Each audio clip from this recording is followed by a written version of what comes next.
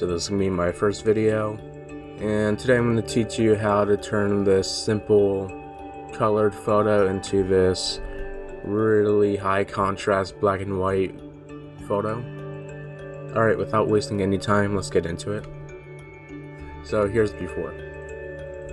So let me just make a copy. See if I could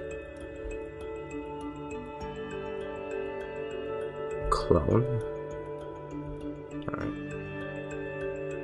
Just so I don't screw that up. Alright, restart. So the first thing that I typically do when it comes to this is I lower down the highlights because it brings no value whatsoever. I slightly bring up the shadows. The blacks are blacks, so bring that down. Increase low whites just mainly for this portion right here. I'm gonna do a lot more to it. Structure, increase that to 100. Clarity, bring that up. So you can see we're making some progress already. I feel like I should bring up the shadows just a little bit more. That's good for me. Contrast just a hint because I don't want to overdo it.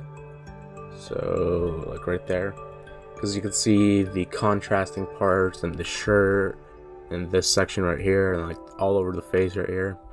So that's what I want. Bring in the brightness just the hair.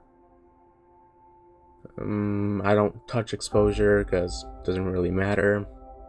I mean, the levels are important too, so I was like, just bring it to the negative numbers. Get the blacks.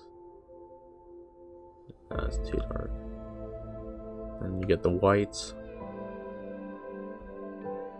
Then go to curve tones. Bring it up slightly. And we're all done here. And I like to add a little bit of vignette.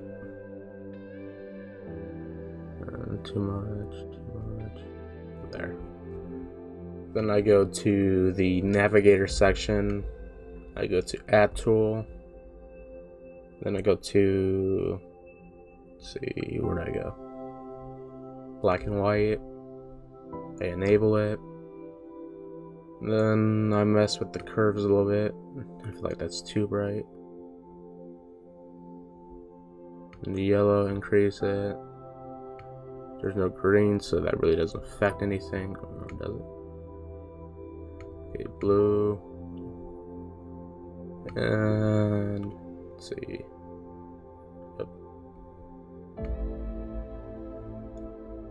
Yep, you can see we're making progress already. Let me show you the before and after. Alright. Noise reductions, mainly because I want a clearer image instead of some grainy outcome, so I typically do that. Let's see, is there anything else I have to do here? Alright, and the things that I do next is just add a new empty adjust layer. To get that, go to my brush tool right here. Then I click the brackets on Mac.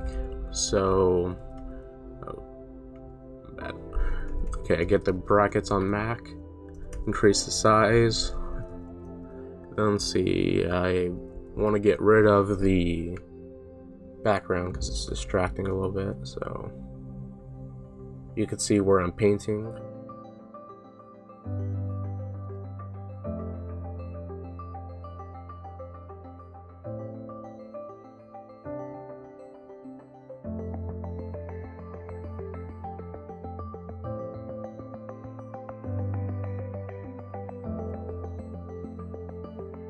Alright, it's not perfect, but if you want it to be like completely black, then get all the areas that you want completely black.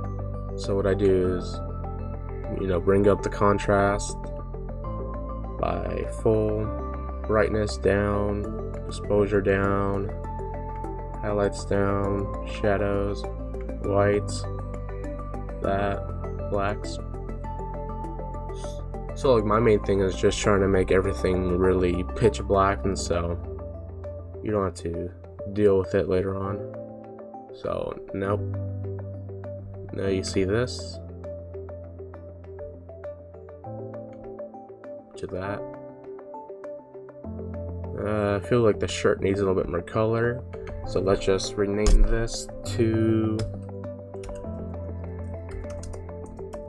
background removal.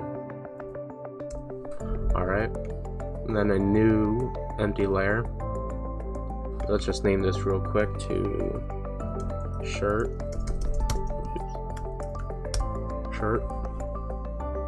Get your brush tool and just mainly down here for the most part. I feel like it's too dark, so just bring up the shadows, bring up the blacks.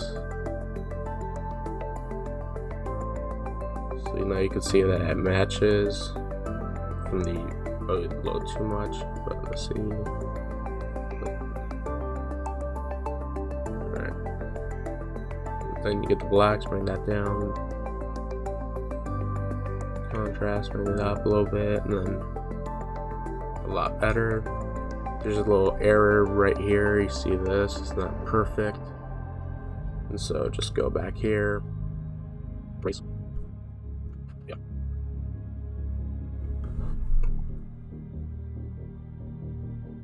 Let's see if there's anything else. Oh, you have to erase. Yep, right here. That's why detail matters, because you want your image to look out great, not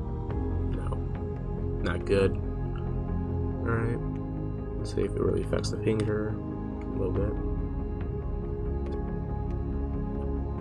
Alright. Okay, let's get back to the shirt. Let's see. Maybe this area right here. This area right here.